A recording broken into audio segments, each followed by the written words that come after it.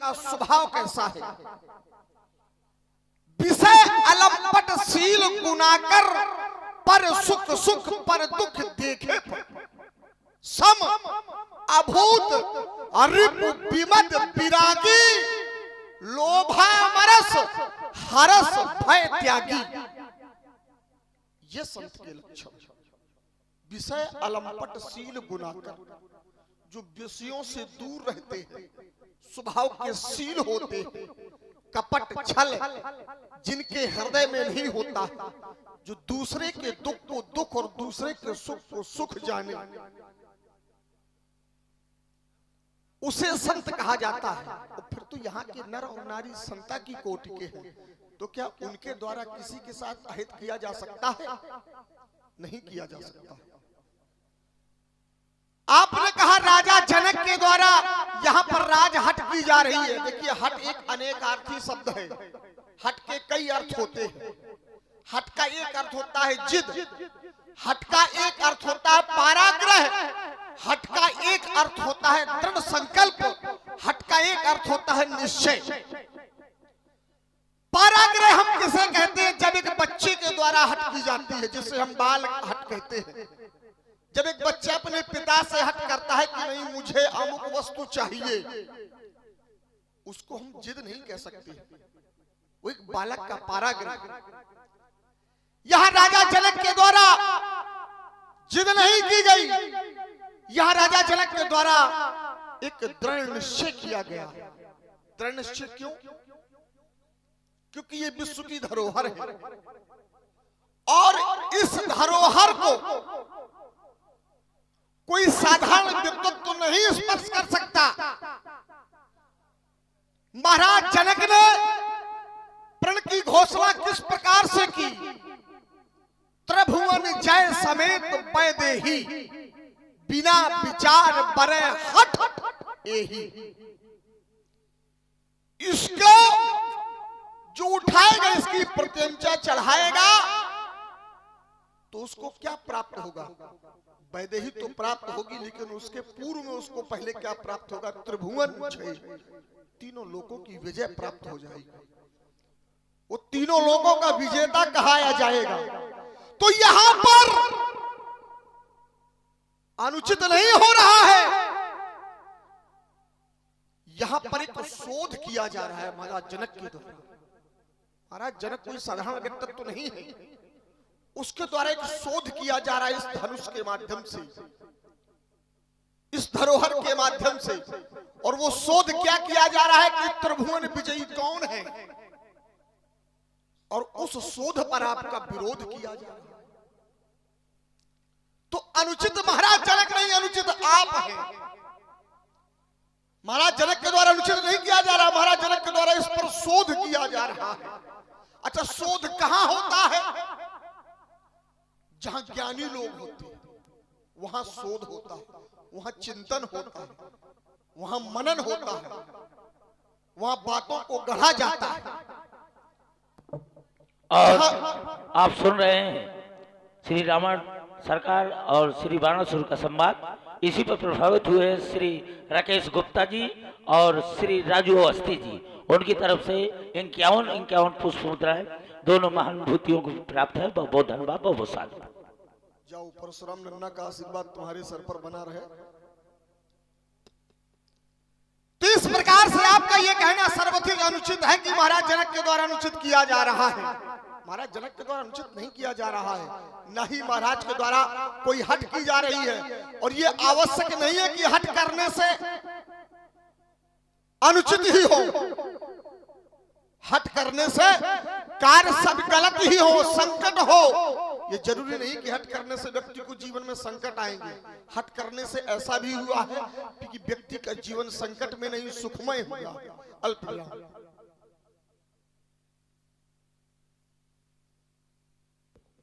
तुम्हारे द्वारा कहा गया कि महाराज जनक के द्वारा उचित हो रहा है, क्योंकि वो शोध कर रहे हैं। अरे मुझसे पूछ लेते, मैं बता देता उनको, मैं तो शोध कर चुका हूं। और हजारों वर्ष पहले कर चुका हूं। और कहो तो मैं अपनी शोध बता दूं। जब मैं भगवान भोलेनाथ का पूजन किया करता था, और एक बात और बता दूं, मैंने और मेरे भाइयों ने जैसे पूजा कर दी ऐसी संसार में ना आज तक किसी ने की है, ना आगे कभी कोई करेगा।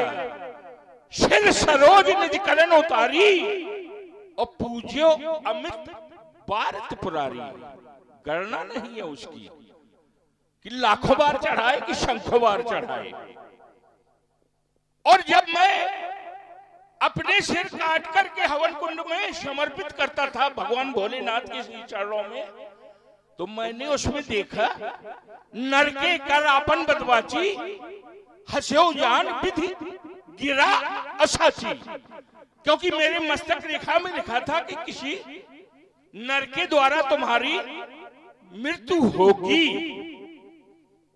अब मैं तो वैसे अपने आप को अमर मानता हूं, लेकिन हो सकता है ब्रह्मा की वाणी है, मुझे उसको देख करके हंसी आ गई। हंसे जान विधि गिरा असाची कि विधाता की वाणी झूठी है। क्यों झूठी है?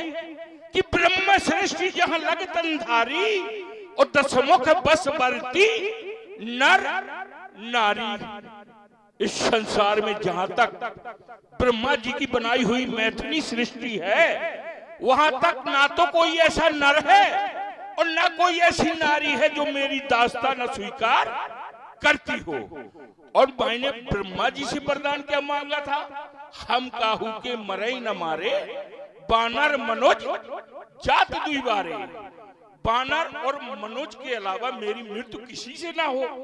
लेकिन मस्तक रेखा बताती थी तो बानर भी कट गए, अब रह गए नर और नारी। तो ना तो कोई ऐसा नर है इस संसार में, ना कोई ऐसी नारी है कि जो मेरा वध कर सके, क्योंकि सभी मेरे गुलाम, सभी मेरे दास हैं। फिर मुझे मार कौन सकता है? तो आप प्रकट भय विधि न बनाए। जो अपने आप प्रकट होगा और जो विधाता की शिष्य अलग होगा, और मैं भी उसे जानता हूं कौन है वो भय प्रकट कृपाला। मैंने परसों जब मुझे पता चला तो मैंने उस के यहाँ पैदा होना है उसका भी हरण किया। जिस पिता के द्वारा पैदा होना है उसके वीर द्वारा कोई संतान ना हो ऐसा भी वरदान प्राप्त किया। लेकिन विधाता की करनी अलग है। पैदा हो गया होगा तो मुझसे पूछ लेता। अब दूसरी बात कि ऐसी हट पिता को नहीं करनी चाहिए। क्यों? पिता का आर्यावर्त की संस्कृति कहती है जो घर भर कुल होए अरूपा ओ करिए विवाह सुता रूपा। जैसी हमारी बच्ची है उसी के अनुसार घर भर कुल देख करके ब्याह कर देना चाहिए। और देखो ये दिया गया था आज से देवराज नाम के जनक को, बहुत 10-11 पीढ़ी पहले। और कहा गया था कि ले हो जनक ये गुरु की थाती और पूजन करो जुड़ावो छाती। क्योंकि इसमें महात्मा दधीच के प्राण प्रतिष्ठित हैं, इसलिए आप इसका पूजन करना। तब से आज तक पूजा होती आई।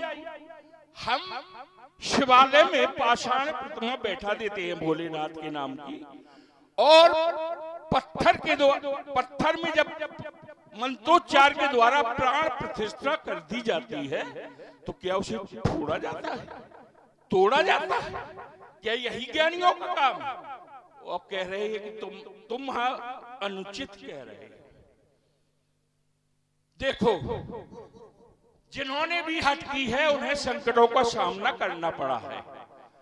और सिद्धांत कहता है कि गालब नहेश नरेश, इनके उदाहरण देख लो। गालों ने हट की, कष्टों का सामना भोगना पड़ा। नहेश ने हट की तो उसे जो है अजगर बनना पड़ा। और भी जिन्होंने हट की है इतिहास बताता है उसे संकट भोगने पड़े हैं।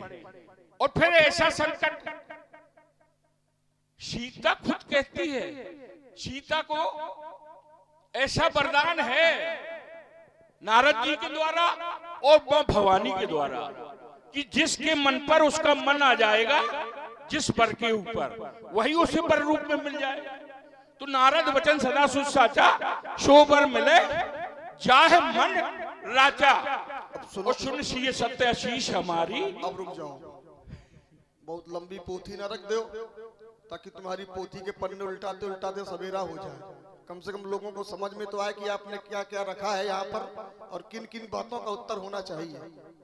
क्रम इसी प्रकार से बना रहे। इन्होंने एक बात यहाँ पर कही अपने क्रम में, इन्होंने कहा कि मैंने अपने वध करने वाले के यहाँ पर ना आने के कई उपाय किए, परंतु जो विधाता को स्वीकार था वो हुआ, तो फिर काहे परेशान हो?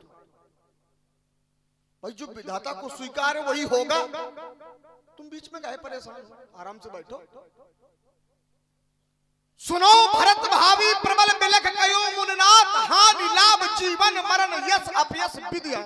इसमें दधीच के प्राण हैं, अगर प्राण जाएंगे तो वो तुम्हारे नहीं विधाता के हाथ में है। क्यों जाएंगे, किसके द्वारा जाएंगे, ये तुमको परेशान होने की आवश्यकता नहीं है।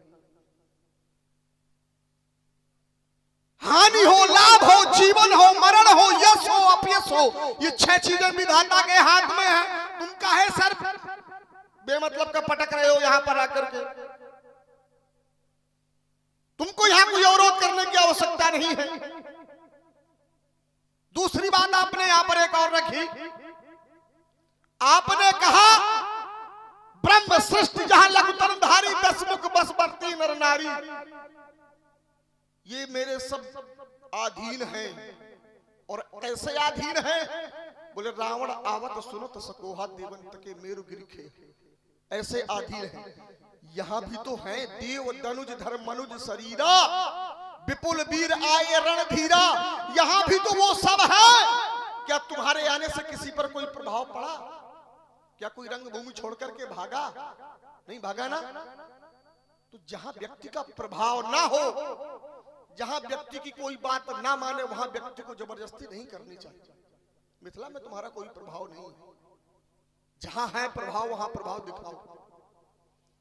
आपने कहा गाल हो न हो नरेश, इन्होंने हट की तो उनको बाद में संकट मिला। वो हट नहीं थी,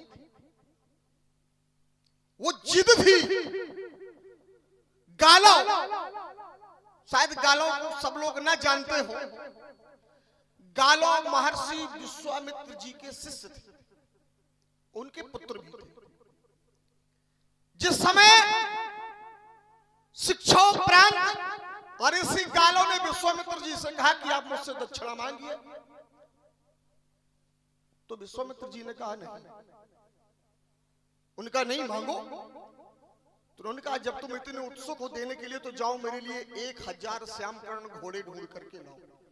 ना 1000 घोड़े ढूंढ पाए और ना गालो गुरु दक्षिणा दे पाए, संपूर्ण जीवन कष्ट भोगते रहे। राजा नहुस, सूरवंश के राजा थे नहुस, महाराज दशरथ के पूर्वज थे।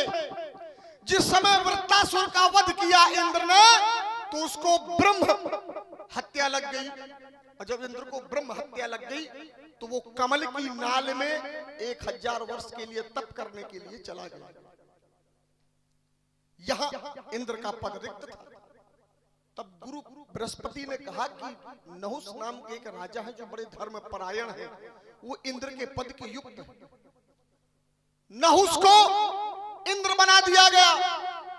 जिस समय नहुस इंद्रासन पर बैठे तो मदस्त हो गए। तो उन्होंने गुरु बृहस्पति को बुलाया और कहा कि जाओ और जाकर के सची से कह दो, सची इंद्र की पत्नी का नाम, इंद्राणी को सची नाम था, तो कहा कि जाओ इंद्राणी से कह दो कि नहुस तुमसे मिलना चाहता है। तो बताओ ये कोई हट है या जिद है? ये जिद की थी।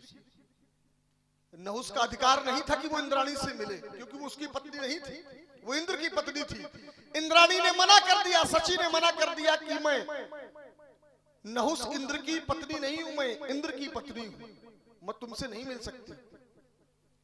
तब इसने सप्त ऋषियों को बुलाया। कहीं कहीं लिखा है किसी ग्रंथ में कि 4 ब्राह्मणों को बुलाया, पालकी सजाई और पालकी में जो कहार होते हैं, कहारों की जगह पर उन ब्राह्मणों को लगा दिया। इतना उत्सुक था इंद्राणी से मिलने के लिए। पीछे पीछे स्वयं आगे वो पालकी जा रही है और कह रहा है ब्राह्मणों से, सर्प सर्प सर्प, यानी शीघ्र चलो, जल्दी चलो। उत्सुकता थी उसको इंद्राणी से मिलने के लिए। ये उसकी हट नहीं, उसकी ये जिद थी कि मुझको इंद्राणी से मिलना है। जब इंद्राणी ने मना कर दिया, तब इसने एक ब्राह्मण को लात मार दी। जब ब्राह्मण को लात मार दी तो उस ब्राह्मण ने श्राप दे दिया। कहीं कहीं आता कि ऋषि अगस्त को लात मार दी तो ऋषि अगस्त ने श्राप दे दिया था कि जा, जो तू शब्द अपने मुंह से बार बार कह रहा है कि सर्प सर्प सर्प, जा तू जाकर के सर्प हो जा। वही नहुस अजगर बन करके पड़ा। अभी उसका उद्धार नहीं हुआ। अगर इस स्थल पर देखें और अगर लीला स्थल को छोड़ करके वर्तमान स्थल पर देखें तो उसका उद्धार हो चुका है, क्योंकि द्वापर में उसका उद्धार होना था। हाँ, जिसने जिद की है, जिद तुम्हारी माँ ने भी की थी। कहकसी ने जिद की थी विशस्रवा से कि मुझको ऐसी संतान चाहिए जो वीर हो। देख रहे हैं संतान को, सारे संसार की समस्या बनी घूम रही है ये संतान। ये कहकसी की जिद है, ये कहकसी की हट है, जो ये संतान आज विश्व की समस्या बनी है। रावण है संसार की समस्या की नहीं है। ये किसी को सुख में जीने देता है? नहीं जीने देता ना। विप्रधेनु सुर संत सब इसके द्वारा परेशान किए गए। जय जय देश धैन तुझ पावे, नगर गांव पुर आग लगावे। नहीं हर भगत यज्ञ तप ज्ञाना, सपने सुनो न वेद पुराना।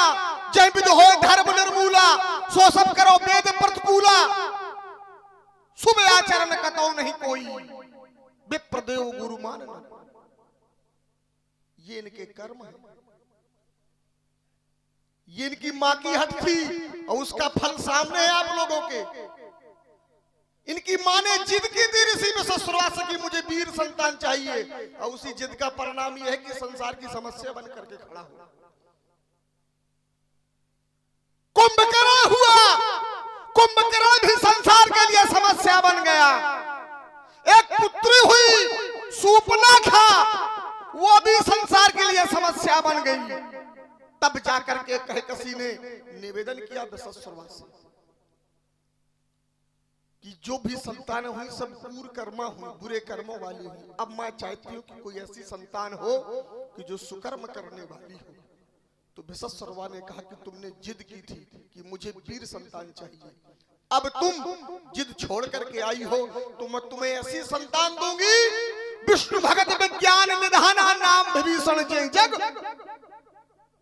ऐसी संतान दूंगी कि जिसको संसार जाने। तो हट करना अनुचित नहीं है। हाँ, हट ध्रुने की ध्रुने।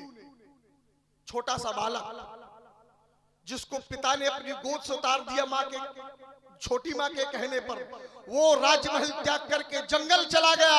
5 वर्ष में उसने हट की और उसने परमात्मा के दर्शन पाए। तो क्या हट करने से अनुचित हुआ? नहीं हुआ, उसको परमात्मा के दर्शन हुए। हट प्रहलाद ने की। हमारे पूर्वज है प्रहलाद, हमारे पिता बलि के पिता विरोचन के पिता प्रहलाद के पिता हिरण्याकश्यप अपने पिता से हट की। उसके पिता ने कहा कि तुम भगवान का हरि का नाम ना लो, लेकिन उन्होंने कहा मैं हट करता हूं कि मैं हरि का नाम लूंगा। तो उसे भगवान के दर्शन। ये आवश्यक नहीं है कि हट करने से संकट ही हो। हट सकारात्मक हो, हट नकारात्मक ना हो। उस हट से किसी दूसरे को कष्ट ना मिले। हट करने से अनुचित नहीं होता। अब आइए, आपने एक बात और कही यहां पर। आपने कहा इसमें महात्मा दधीच के प्राण हैं।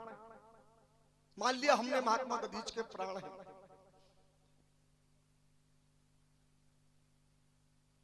महात्मा दधीच जिस समय महात्मा दधीच की अस्थियां मांगी गई, और जिस समय महात्मा दधीच ने अपनी अस्थियां दान में दी तो उनकी पत्नी सुवर्चा आ गई। अब भाई किसी के पति की अस्थियां ले जाओगी तो क्या वो पत्नी शांत रहेगी? वो श्राप देने लगी। तो इंद्र ने कहा कि आप श्राप न दीजिए। सुवर्चा ने कहा मेरे पति का उद्धार कब होगा? तो ब्रह्मा जी ने कहा कि इसका उद्धार परमात्मा के द्वारा ही होगा। तो आज उनके उद्धार का समय, सुवर्चा के वरदान को भी पूर्ण करना है। मैंने कहा था त्रिभुवन जय समेत वैदेही, ये धनुष कोई साधारण नहीं है और सीता भी कोई साधारण नहीं है। जब कन्या साधारण नहीं है, आपने कहा जो घर बर कुल होए अनूपा, जब सुतई अनूपा है, सीता कोई साधारण कन्या है क्या? सीता जन्मी नहीं है, अजन्मा है, धरात्मजा है सीता, भूमजा है सीता। तो जब कन्या अलौकिक है तो क्या उसके लिए बर साधारण होगा? क्या संसार में ढूंढने से मिल जाएगा जनक को बर? नहीं मिलेगा ना। उसके लिए उसको शोध करना पड़ेगा कि वो बर कैसे मिलेगा, वो बर कहां मिलेगा। तो वरई की खोज हो रही है महाशय, थोड़ा बुद्धि में प्रकाश डालो अपनी। ये जनक के द्वारा उसी बर की खोज हो रही है। जब किसी कन्या को वर प्राप्त करने का आशीर्वाद मिल चुका है तो फिर इसको क्यों घसीटा जा रहा है? अब सुनो इस बात को। नारद बचन सदा सुचि साचा, शो बर पाए, जाहे मन राचा, सुनसिए सत्य, आशीष हमारी, पूजे मन कामना तुम्हारी। रुको, किसने कहा? माँ भवानी ने। कब कहा? ऐसा आशीर्वाद उसे आज अभी नारद ने तो बहुत पहले कह दिया था। माँ भवानी ने कब कहा? अभी कुछ दिन पहले। कब? और जब उसने किसी वर को देखा है, जो मूल बात मैं कह रहा हूं, सुनो मेरी भी सुनो, उस बात पे नहीं। नख सिख देख अमुक की शोभा। जब उसने एक लड़के को देखा जहां आशीर्वाद मिला हुआ, इनकी बात है। देखो अब नख सिख देख अमुक की शोभा, ये प्रसंग नहीं, और सुमर पिता पद मन की शोभा। अब एक क्षण रुक जाओ। तो पिता के द्वारा की गई प्रतिज्ञा ऐसी बेकार है ये बात जिसके द्वारा संतानों को कष्ट हो। अब रुको, आपने कहा अरे उसके साथ विवाह करवा देते। अब सुन लो बात। हम भी तैयार हैं। आपने कहा पिता के द्वारा की गई प्रतिज्ञा जब जानकी ने सुनी तब जानकी कहां गई? मैया गौरी का पूजन करने के लिए। प्रेम विवश बस गई भवानी, खसी माल मूरत मुस्कान। मैया जानकी ने जैसे ही मैया गौरा की ग्रीवा में माला डाली, पत्थर की मूर्ति थी, वो स्थापित मूर्ति थी पुष्प वाटिका में, तो मूर्ति मुस्कुराने लगी। अब पत्थर की मूर्ति यदि मुस्कुरा जाए तो विलक्षणता है। तो उस समय आवाज आई, सुन सिय सत्य आशीष हमारी, पूजे मन कामना तुम्हारी। तो सीता की मनकामना क्या थी? सीता की मनकामना तो यही थी कि मेरे पिता ने प्रण किया है और मैंने जिसको देखा है। जोगे बेटा, अरे फिर वही बात, ये वेदांग ज्योतिष की बात है। सुनो वेदांत ज्योतिष, तुम किसी ज्योतिषाचार्य से पैदा नहीं हो। सुनो पहले मेरी बात को। बलि के पुत्र हो, बलि के। सुनो पहले तुम। और बलि ने किया है यज्ञ। अरे देखो बात, और सुन लो, तुम्हारी बात का उत्तर मैं कर रहा हूँ, आराम से उसको सुनो, कायदे से दिमाग में बैठा उस उत्तर को कि मैं उत्तर सही कर रहा हूँ, क्या कर रहा हूँ, तुम्हारे दिमाग में नहीं घुसेगा। तुम्हारे क्योंकि युद्ध भूमि में वही लड़ेगा जिसका बड़ा कलेजा, और बात है उतने वही करेगा जिसको जितना भेजा है। वो तुम्हारे जैसे कम भेजे वाले मेरे सामने भेजे अब जाते हैं। तुमसे मुझे सीखना पड़ेगा। बिल्कुल सीखना पड़ेगा। 4 वेद 6 7 18 पुराण, ज्ञान विज्ञान मीमांसा ब्रह्मवेत्ता तुझसे सीखेगा। ये जरूरी नहीं है कि सब कुछ पढ़ने के बाद व्यक्ति पारंगत हो जाए, कहीं ना कहीं कमियां रह जाती है। जो न स्वयं अपने गुरु को मानता हो और जिसका बाप ने अपने गुरु की आंख फोड़वा दी हो, वो ही गुरु का विरोध कर सकते हैं। और देखो मुझको, मैंने अगर कह दिया कोई माई का लाल हो तो आकर के छूते, और जब तक मैं मिथिला में हूं कोई माई के लाल में इतना साहस नहीं है कि छुएगा। और चला भी गया और पता चल गया कि इसने तोड़ा है तो बन में खदेड़ के मारूंगा। सुनो, जो इसको तोड़ेगा वो तुम्ही को तोड़ेगा। एक बात मैं तुमको बताए दे रहा हूं, जो इसको तोड़ेगा वो तुमको भी तोड़ेगा।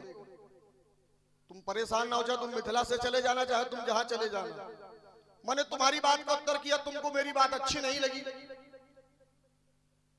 भाई सीता मैया पार्वती के पास तभी गई थी जब उसने जनक के प्रण को सुना था। तब मैया भवानी ने कहा था, अरे क्या नारद जी जब पैदा हुई, सुनो नाम जानकी परम पुनीता, सुनो भाई, और नारद आए कहो पुन सीता, नारद जी वही आए हैं। तुम बहुत बुद्धि के जब पैदा हुई है और तभी कह दिया था कि इसको तो वही लड़का मिलेगा जिस पर इसका दिल आ जाएगा, और दिल आ गया है जिस पर, उससे क्यों नहीं शादी की जाती? तुम बुद्धि उसको न तोड़ा जाए, हम सहयोगी हैं। तुम बुद्धि के कुंद हो, तुम कौन बात को समझोगे? तुम तो अपनी जबरदस्ती पेलोगे। भाई जब तुमने अपने बाप की नहीं मानी तो तुम मेरी क्या मानोगे?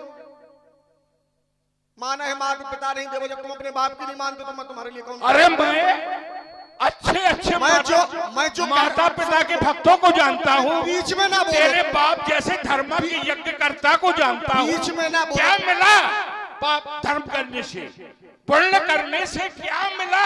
हाँ। जन्म जन्म मुनि जतन कराही, नाम नाम की माला सटकाते सटकाते, एक जन्म नहीं जन्म कोटि करोड़ों जन्म माला सटकाई, और जब यहाँ से जाने लगा तो नाम नहीं आया मुंह में। ऐसे पुण्य करने का क्या फायदा? तेरे बाप ने किए पुण्य, किए यज्ञ, क्या मिला? सुनो, संसार में दो विधाएं हैं, सुनो पहले तसल्ली से सुन लो। एक पाप विधा, एक पुण्य विधा। संसार का सबसे बड़ा पुण्यात्मा उसे मिलता है इंद्र का पद, और लंका का एक छोटा सा सेवक जाता है मेरा, कान पकड़ के लाता है इंद्र को, ऊपर जात के पुष्पों की माला मुझे पहनाता है। अरे कहता मेरे बाबा ने भगवान को बुलाया। अपना कल्याण तो दुनिया कर लेती है, लेकिन विश्व का कल्याण मैं कर रहा हूँ। कैसे कर रहा हूँ? बढ़िया कल्याण कर रहे हो। सुनो, मैं तीनों लोगों का राजा हूँ, और तीनों लोगों का जब राजा हूँ तो मेरे मन में इच्छा आई। अरे सुन लो पहले, नहीं गलत ना बोलो, तीनों लोगों के राजा नहीं बोल सकते। तुम तीनों लोगों के राजा, तीनों लोगों का राजा हूँ। श्रेष्ठ ना ना ना, ब्रह्म सृष्टि जहाँ लगत अंधारी। मैं इस बात का तुम्हें उत्तर दे चुका हूँ। तुम ब्रह्म सृष्टि वाली बात ना बीच में करना। भुजबल विश्व बस कर राखिस को न स्वतंत्र, मंडली मणि रावण राज करत, निज मन तो वहाँ किसी की नहीं चलती। अच्छा, तीनों लोक में एक लोक पाताल भी तो है। अरे सुतल लोक है, छोटा सा टापू 1.5 घंटे के टीले पर खड़िया, हाँ। और वो भी मांगने से मिला है। तुम्हारे बाप के पास है क्या? नहीं, सब कुछ दान में दे दिया। तो क्या पाताल की विजय है तुम्हारे पास? तीनों लोगों में एक लोग वो भी तो है। सुनो, तेरे बाप के यहाँ गया था, और तेरे बाप ने जब देखा कि रावण आ गया है तो अपनी बहन को लेके चला आया। अच्छा, जो ये समर्पयामी। अब जब कोई बहन दे देगा तो मार थोड़ी डालूंगा उसे। अच्छा, मेरे बाप के यहाँ गया, बलि जतन गयो पाताला, तब क्या हुआ था? देखो किसी बात, बहन को लेके आया। सुनो मेरी बात, किसी बात को कायदे से सुना करो, समय फालतू बर्बाद ना किया करो। समय काफी हो रहा है, आगे का भी क्रम बना रहे क्रम से। तो इसीलिए मैं बार बार तुमको यही कह रहा हूं कि आज धनुष कर्षण होगा, आज धनुष कर्षण होगा। ये जो तुमने इस पर किया प्रतिरोध, तो तुम्हारे अरमानों का हर्षण होगा। आज धनुष कर्षण होगा। यदि आज मैथिली अधिवेशन में अजगों का कर्षण होगा तो जब जब चमकेगी चंद्रहास, बाणों का वर्षण होगा। अरे बाणों द्वारा आग निकलकर अंबर में छा जाएगी। आज मैथिली अधिवेशन में महाप्रलय छा जाएगी। तो यह मानस करेगा बुरा हाल अंश रावण बलशाली का। यह रक्त बहेगा रंगमन में, भरेगा खप्पर काली का। यह जब मैं काटूंगा तन तेरा, तब तुझको आपत्ति पड़ेगी। बिलखेगा बूढ़ा बाप तेरा, रोए कि तेरी मात मरेगी। अरे आज तुम्हारे अरमानों का, अरे मेरे द्वारा हर्षण होगा। आज धनुष कर्षण होगा। उपस्थित समस्त सभासद पधारी विदेश देशांतर से राजा महाराजा। एक बार सभी लोग मेरे साथ जोर से जय घोष करें। बोले श्री शंकर भगवान की जय हो। भूत भवन भोलेनाथ के पावन आयुध आपको मेरा अंतिम प्रणाम प्रणीत हो। हमारी चमकती चंद्रहास को अवलोकित करके बल का बखान करने वाला ये बाचाली बाणासुर चला गया। इसने हमारा समय व्यर्थ नष्ट कर दिया। हम किस लिए आए थे यहाँ परमात्मा माँ का दिव्य दर्शन करने के लिए, और इसने हमारा समय नष्ट किया। हे महाप्रभु शंकर के प्राण, प्रभु की इच्छा के हम आगे असमर्थ है तुमको बचाने में, लेकिन जीवन के अंतिम क्षण में भी काम आई शिव शंकर के। जी चाहे रहा ले चलूं साथ पावन प्रभु शंकर के, और खंडन होने से तुमको। और ध्यान दें, आप हमारे आदरणीय सम्मानित श्री देवेंद्र राजपूत जी चंद्रसी से ही आपकी ओर से 101 पुष्प मुद्राएं रावण और बाणासुर जी के सुंदर संवाद से प्रभावित होकर के प्रदत्त की गई। हृदय से साधुवाद, धन्यवाद। और आदरणीय हमारे कुंज बिहारी राजपूत जी हमारे समिति के बड़े ही कर्मठ कार्यकर्ता हैं, आपकी ओर से भी 100 पुष्प मुद्राएं दोनों विद्वान कलाकारों को प्रदत्त की गई। हृदय से साधुवाद, धन्यवाद। चलता हूँ वहीं जहाँ वो दिव्य शक्ति बैठी हुई है, वहीं जाकर उनसे मिलूंगा।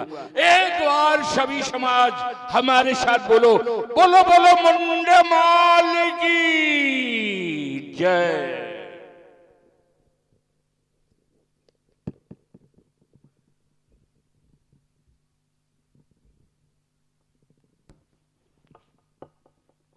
सुना भी आपने बाणेश जी और रावण जी का संवाद। लीजिए महाराज जनक जी के द्वारा मातेश्वरी जानकी का पदार्पण रंग अवनित में।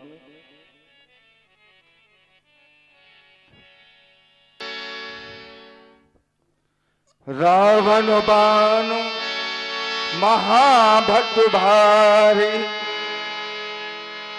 देखी सरासन गवई से धारे। जान सो अवसर सी तब पठई जनक बुलाई। चतुर सखी सुंदर सकल सादर चली लवाई।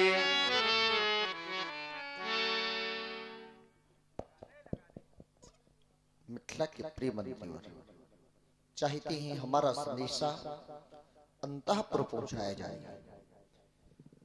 कि सचिव सुजान प्रवीण सुने,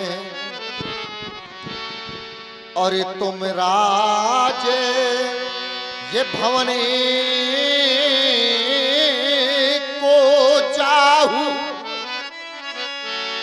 और मोर संदेशा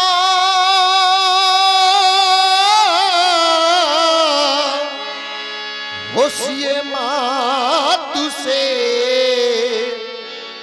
हो सादर देहु सुना। और संदेश इस प्रकार है कि वो हो सखीन सहित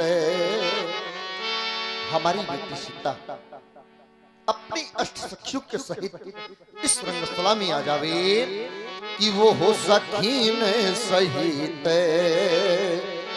हो मेरी पुत्री। अरे वो हो चली आवे, और आवे ही नहीं, अरे वो हो रोने झोनो पायल। अरे वो हो बा जती जावे, वो हो सखीन सहित।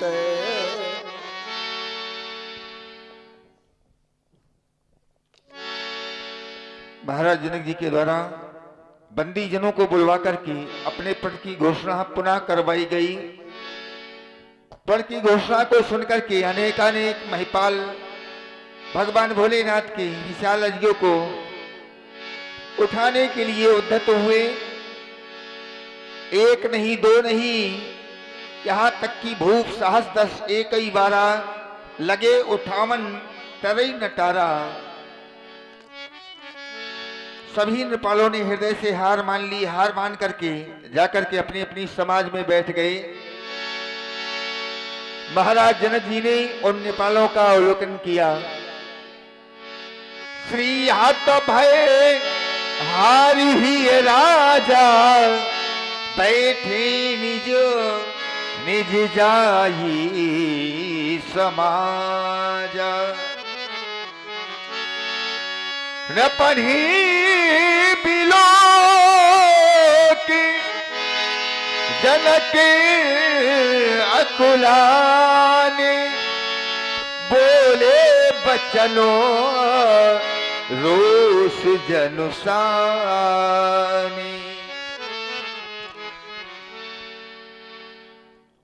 रोष जनुसानी कब? जब यहाँ नृपन विलोक, तब जनक अकुलाने। क्या विलोका?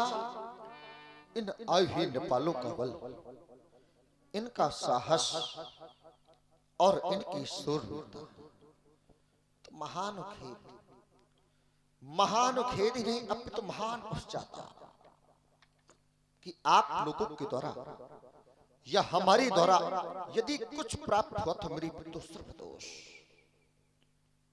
जो भी नेपाल, जो भी महिपाल अपने स्थान से हमारे स्थान के लिए प्रस्थान किया था, उसके हृदय में दो आकांक्षाओं ने जन्म लिया था। पहली आकांक्षा कि मिथिला में जाकर के धनुष का खंडन करके यज्ञ की प्राप्ति, और दूसरी आकांक्षा कीर्ति का पता। लेकिन मेरे मित्रों में आपका दुर्भाग्य कहूं या अपना दुर्भाग्य, यज्ञ की जगह पर अपयश और कीर्ति की जगह पर अपकीर्ति। और जब आप अपकीर्ति के भागीदार हो गए तो कम से कम एक उपकार कर दिया होता, और वह उपकार मेरी भिक्षा का परित्याग। चले जाते मेरी भिक्षा से, परित्याग कर देते मेरी भिक्षा का, शायद मुझे आत्मसंतोष हो जाता, आत्मसंतोष की प्राप्ति हो जाती। हमने अपने बंदियों के द्वारा अपने प्रण की घोषणाएं बोले, बंदी बचन पर सुनहु सकल महिपाल। और क्या सुने? सुनहु सकल महिपाल, प्रण विदेह को कहीं हम भुजा उठाई विशाल। हम अपने राजा के प्रण की घोषणाएं दोनों भुजा उठा करके आप लोगों को सुनाना चाहते हैं। बंदियों के द्वारा कहा गया, आप लोगों के द्वारा सुना गया। सुनने के उपरांत आप लोगों ने अपनी क्रियाएं इस आयु पर चालू कर दी। क्रमशः एक नेपाल उठा, अपने बल का प्रयोग किया। लेकिन स्थितियां ये हुई कि मेरी मित्रों अपने हृदय में हार मान करके अपने स्थान पर आसीन हो गए। अब यहां पर स्थितियां परिवर्तित हो गई। भूप सहस 10 एक ही 12 पर लगी उठावन डरई। 10,000 राजाओं ने अपने बल का प्रयोग किया, लेकिन किसी ने तिलमात नहीं उठा पाया। अब जरा विचार करो, कदाचित इन 10,000 राजाओं से आयुध का खंडन हो जाता तो क्या मेरे मित्रों हमारी बेटी सीता किसी मंदिर का प्रसाद है जो मैं उसके 10,000 टुकड़े करके इन 10,000 राजाओं में बांट देता? ये रंगभूमि है और मैंने किसी रणभूमि का निर्माण नहीं कराया था, मैंने रंगभूमि का निर्माण कराया था। लेकिन आप लोगों ने अपनी सीमाएं लांघ दी और चले जाओ मेरी भिक्षा से परित्याग कर दो, मेरी भिक्षा का परित्याग कर दो। और दूसरी ओर बेटी सीता को दृष्टिपात करता हूं, हमारी बेटी सीता मैया अम्बा जगदम्बा से विनय प्रार्थना कर रही थी कि मां, मेरे पिता ने ऐसा कठिन प्रण कर दिया है मां कि पिता अपने प्राणों का परित्याग कर देंगे लेकिन प्रण का परित्याग नहीं करेंगे। भगवान गणेश से विनय कर रही थी किसकी गर्दता को हरता में परिवर्तित कर दो। और मैं जिस भी क्षत्रिय नेपाल को दृष्टिपात करता हूं तो आप अपनी गिरवाई झुका लेते हैं, हमसे नजरें नहीं मिलाना चाहते। क्या मैं आपको वीर मान लूं या फिर भी मान लूं कि यहाँ श्री हत भये, धिक्कार है तुमको, धिक्कार है तुम्हारी सूरवीरता को कि यहाँ श्री हत भये। और साधारण हार नहीं, और ये हार यही है राजा।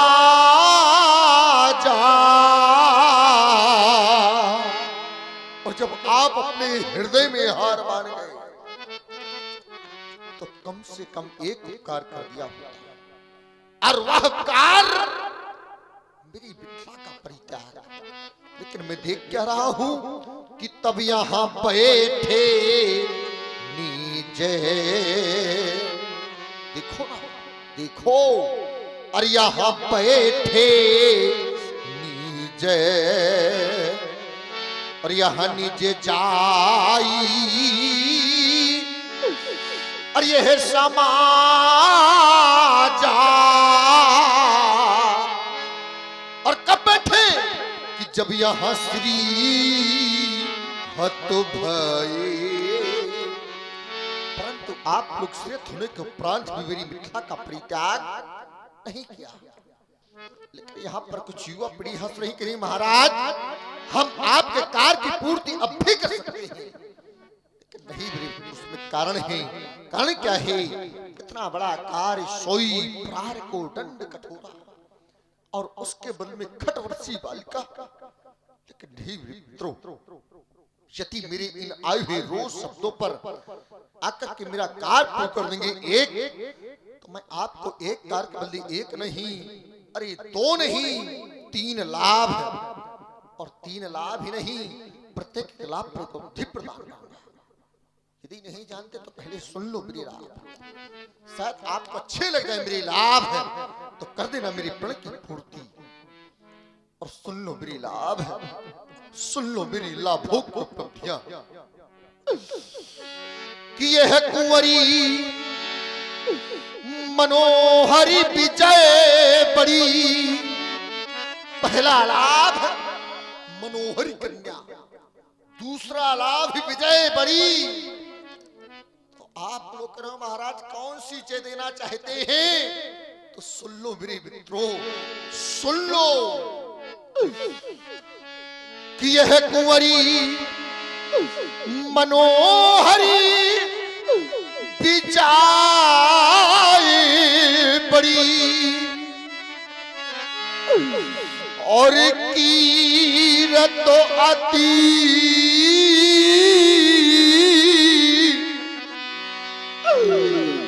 होए कमनीय।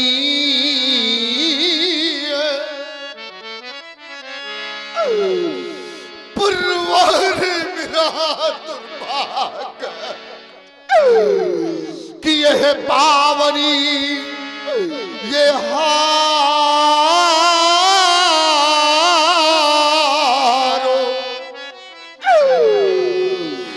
सो विरांचे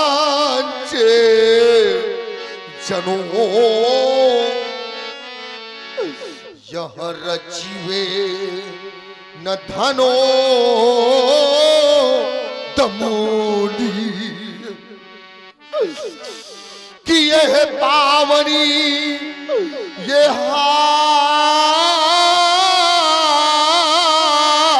हारो सो बिरंची जनो यह रची विन धनु दमोनी।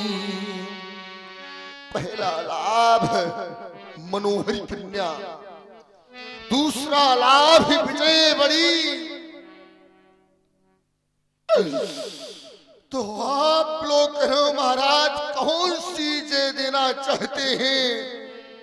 तो सुन लो मेरी मित्रों, सुन लो कि ये है त्रिभुवन जय, यह तीनों लोगों की जय।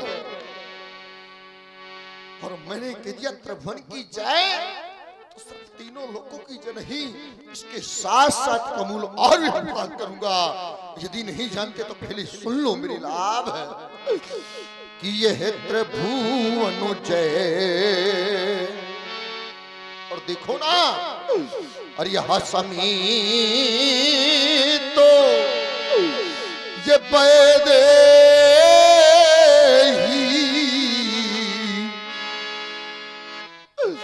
तो अब बिना ही विचार, अब कोई सोच विचार करने की आवश्यकता नहीं है। तो अब बिना ही विचार, तो फिर क्या करना है? ये बरयाती ये ते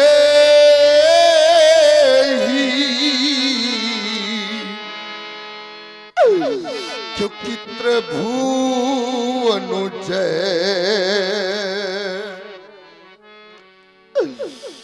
अरे मेरे मित्रों, में तीनों लोगों की जय के साथ साथ अपनी प्राण प्रिय सीता में आप लोगों को अर्पित कर दूंगा। अरे जरा सोचो, जब किसी भी मैया के घर में बेटी सैनी हो जाती है और मेरे मित्रों उस बेटे के लिए कोई वर की प्राप्त नहीं होती, मैया के हृदय से पूछो, अरे उस पिता से पूछो जो पिता अपनी बेटी की वर की खोज के लिए 1 वर्ष नहीं, 2 वर्ष नहीं, 3 वर्ष नहीं, अब तो 5-5 वर्ष बेचारा दर की ठोकरें खाता है। और जिस वक्त घर वापस आता है उसकी पत्नी पूछती, स्वामी हमारी बेटी के लिए कोई वर की प्राप्ति हुई? और मेरे मित्रों इतना सुनते ही वह पिता अश्रुपात कर देता हो। उस पिता से पूछो, उस मां से पूछो जिस मां ने 9 माह तक बेटी को गर्भ में रखा और इसके बाद जन्म दिया। और जिस वक्त मेरे मित्रों बेटी सहनी हो जाती है तो मैया अपनी सहनी बेटी को बुला करके अपनी गोद में बिठा लेती है और कहा करती है, बेटी जिस वक्त बेटी तेरी दरवाजे से डोली निकलेगी तो मैं कैसे रह पाऊंगी, मैं कैसे रह पाऊंगी। उस मां से पूछो कि अधिक सनी है गोद बैठारी, मैया अपनी सैनी बेटी को अपनी गोद में बिठा लेती है और सैनी बेटी से कहा करती है कि बेटी आज जिस वक्त तेरी दरवाजे से डोली निकलेगी तो मैं कैसे बिठा कर पाऊंगी, कैसे बिठा कर पाऊंगी।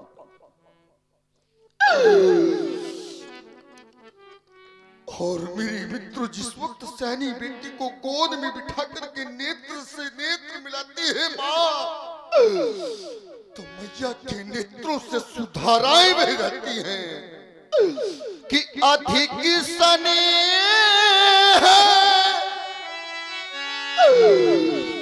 गोद बैठारी,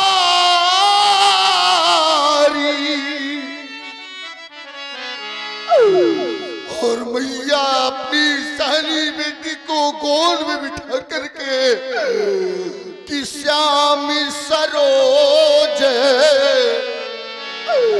ये नयन बहाबारी,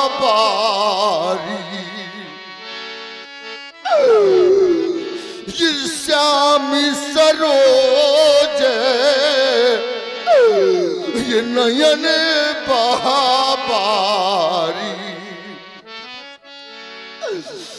मैया के नेत्रों से अश्रु झरझर बहने लगते हैं और मैया अपनी सयानी बेटी को अपने सीने से एक बार नहीं बार बार बेटी को बार बार सीने से लगा करके कहा करती है, बेटी अब तेरे बिना हम कैसे रह पाएंगे, कैसे रह पाएंगे।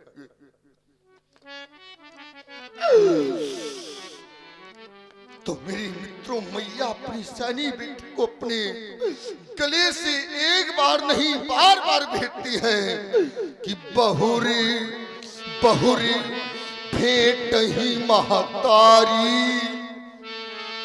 मैया अपनी सयानी बेटी को अपने गले से लगा करके बार बार भेंटा करती है कि बहुरी बहुरी भेंट ही महतारी।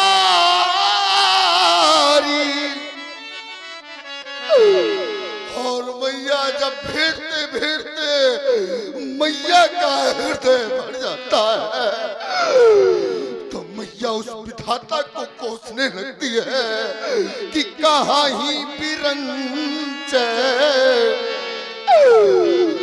ये रची कत नारी, कि कहाँ ही बिरंच रची कत नारी। मैया कहती है कि वाह रे विधाता, तूने हम नारियों की रचना कैसी की है। और मेरे मित्रों, जिस वक्त माँ और बाप अपनी सयानी बेटी को डोली में उठा करके विदा करते हैं ना, अरे मेरे मित्रों, पिता तो कभी बेटी की विदाई नहीं करता, डोली में उठा करके नहीं विदा करता। बेचारा पिता अपनी बेटी की विदाई नहीं कर पाता, पिता एकांत निकल जाएगा और बेटी का भाई अपनी बहन को जिस वक्त गोद में उठा करके डोली में बिठाता है ना, तो उस भाई से पूछो, और जिस वक्त बहन को डोली में बिठा करके और भैया कहता है, बहन मैं तेरी विदाई कर रहा हूं, तो बहन कहा करती है, भैया यदि हमारा तुम्हारा सच्चा प्रेम रहा है, स्नेह रहा है, तो चला एक बार मेरे पिताजी को बुला दो, मेरे पिताजी को बुला दो। और पिताजी कह करके चले जाते हैं कि मुझे बेटी की विदाई नहीं देखनी, नहीं देखनी। और जिस वक्त पिता के पास पुत्र पहुंचता है, कहता, पिताजी आपको बेटी बुला रही है। तो मेरे मित्रों, वह पिता कहता है, मैं बेटी की विदाई नहीं दे सकता, नहीं दे सकता। वह पिता कहता है, महाराज, बेटी से कहता है, मेरा आशीर्वाद दूर से ही। उस पिता से पूछो, और बहुत से समाज में पिता है जिनके नेत्रों से सुधाराएं भरी, बहुत सी ऐसी माताएं हैं जिनको दुखी हो रही है।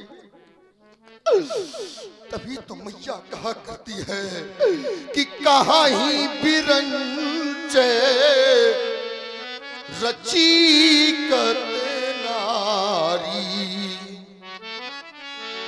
तब ये मैया कहा करती कि वाह रे विधाता, तूने हम नारियों की रचना कैसी की है। अरे एक दिन तो एक माँ अपनी बेटी से कह रही थी, क्या कह रही थी कि जिस घर में पल कर बड़ी हुई बेटी, जिस घर में पल कर बड़ी हुई, कल वो आंगन सूना होगा और रोवेंगे भाई वहाँ बहन पिता, और रोता माँ का जहाँ मने होगा। अरे जिस वक्त माँ रो रही हो, जिस वक्त भाई रो रहा हो, तो बेटी इन सबको सांत्वना देगा।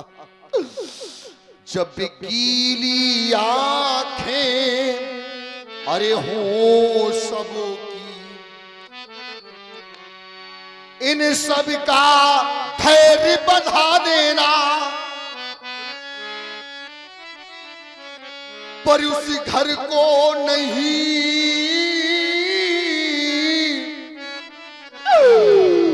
अरे भुलाना तुम्हें, पर उस घर को स्वर्ग बना देना। अरे बेटी के लिए घर स्वप्न के समान होता है। जिस प्रकार से व्यक्ति स्वप्न देखता है और जिस वक्त मेरी मित्र वह व्यक्ति जागता है तो उसका स्वप्न मिथ्या होता है। इसी प्रकार से बेटी का जीवन पालन पोषण माँ बाप करते हैं, लेकिन घर किसी का जाकर के बसाते हैं। सच्चा तो तेरा वहाँ घर था। बेटी जिस घर को तूने अपना घर मान रखा है ना, यह घर तेरे लिए स्वप्न के समान है कि सच्चा तो तेरा अरे वहाँ घर था, और यहाँ तो रैन बसेरा है, और जिसको समझे तू सुंदर सपना, यहाँ एक मात्र अंधेरा है। मैंने आपको अनेकों प्रकार समझाया, अनेकों प्रकार की चुनौतियां दी। अरे मेरे मित्र, हमें तो ऐसा लग रहा है कि आज मिथिला में डोली यह सजी रह गई। देख लो दुनिया वालों, देख लो, आज मिथिला में डोली यह सजी रह गई। ये फूल बनने न पाई कली रह गई, आज मिथिला में डोली ये सजी रह गई। अरे मेरे मित्रों, और यहाँ ध्यान नहीं, आप सुन रहे हैं महाराज जनक जी की वाणी। प्रभावित हुए आदरणीय हमारे राम प्रसाद राजपूत जी, आपकी तरफ से 51 पुष्प मुद्राएं। साधुवाद, धन्यवाद। अरे मेरे मित्रों, मैंने इसका लालन पालन किया है कि पाली पोसी पत की ये विजय वाटिका,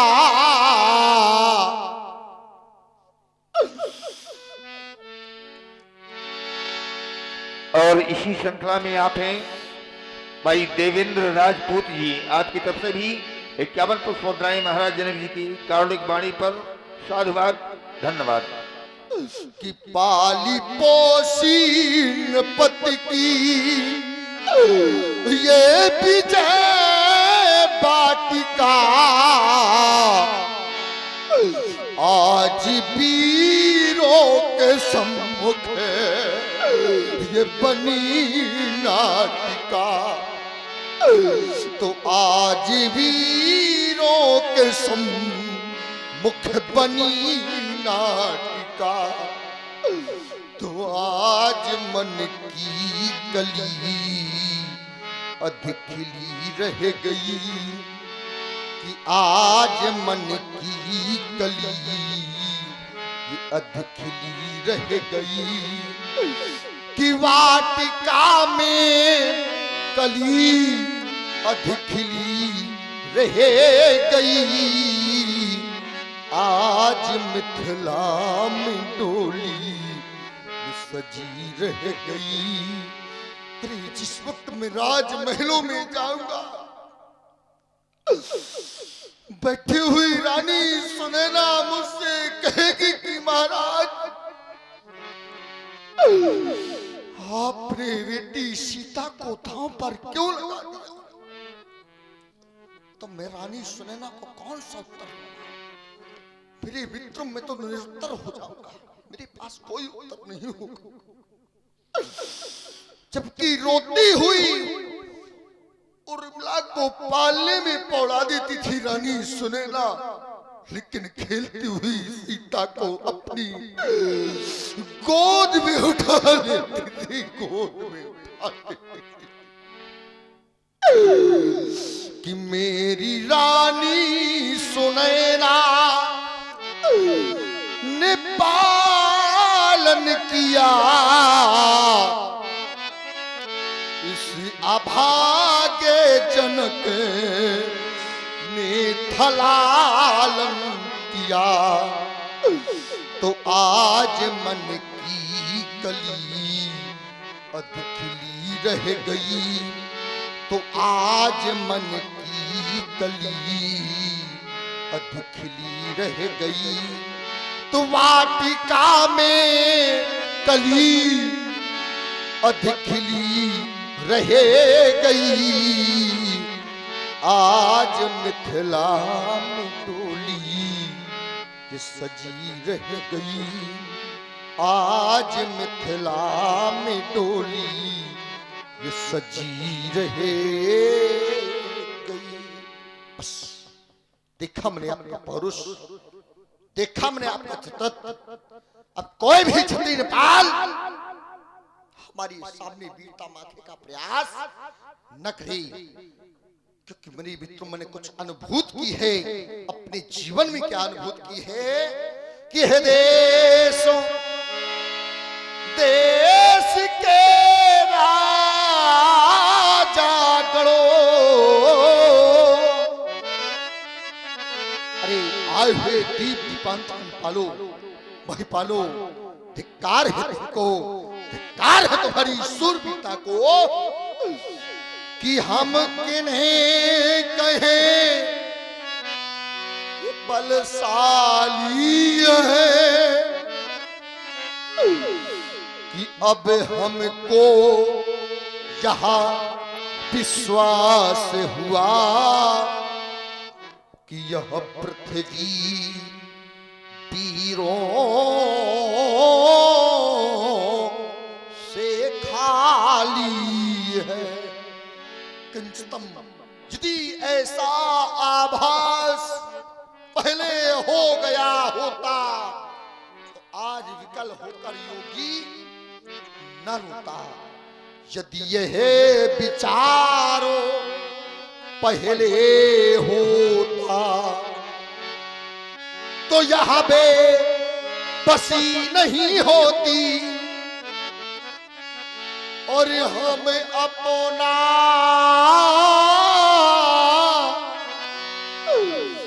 यह प्रणय करते ही नहीं।